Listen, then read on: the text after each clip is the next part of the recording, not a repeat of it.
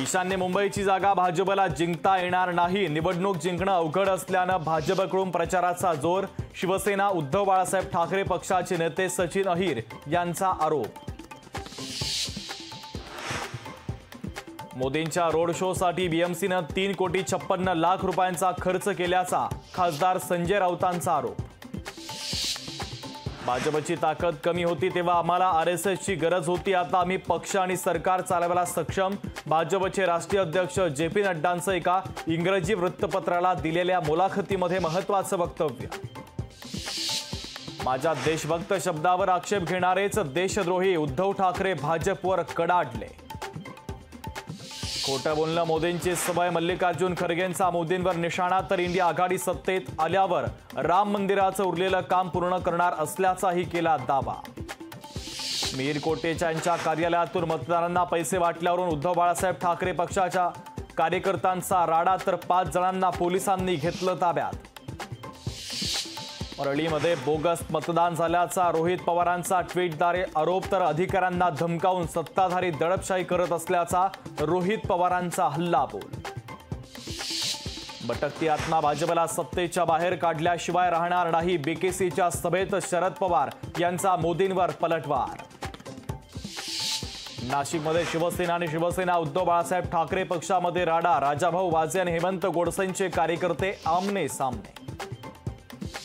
5व्या टप्प्यासाठीच्या प्रचाराच्या तोफा थंडावणार। तर 13 मतदारसंघात शेवटच्या तासात प्रचाराचा झंझावात।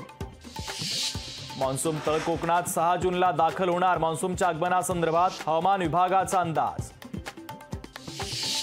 विदर्भासाठी आजपासून पुढचे 2 दिवस पावसाचा येलो अलर्ट। तर वादळी वारा आणि गारपिटीसह पावसाचा अंदाज। पुणे मुंबई महामार्ग तांत्रिक कामांसाठी शनिवार आणि रविवार 1.5 तासांसाठी बंद राहणार। तर ब्लॉकच्या दरम्यान वाहतूक जुन्या मार्गाने वळवणार।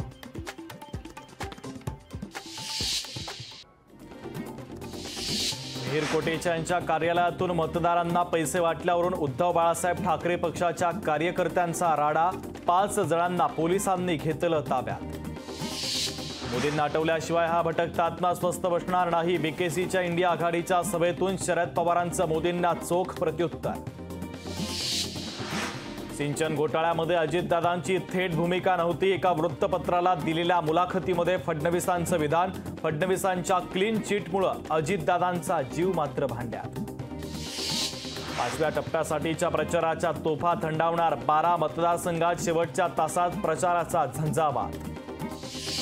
अविनाश भोसलेंचा मुक्काम जेलमध्येच। आर्थिक गैरव्यवहाराच्या प्रकरणी सुनावणी प्रलंबित।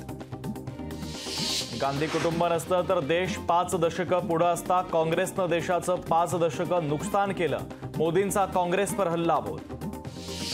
मुंबई उच्च न्यायालयाच्या इमारतीसाठी बीकेसीमधील जागेचा ताबा द्या। सर्वोच्च न्यायालयाचे राज्य सरकारला आदेश। तर गोरेगावच्या ऐवजी बीकेसीची जागा सोयीचं असल्याचं कोर्टाचं म्हणणं।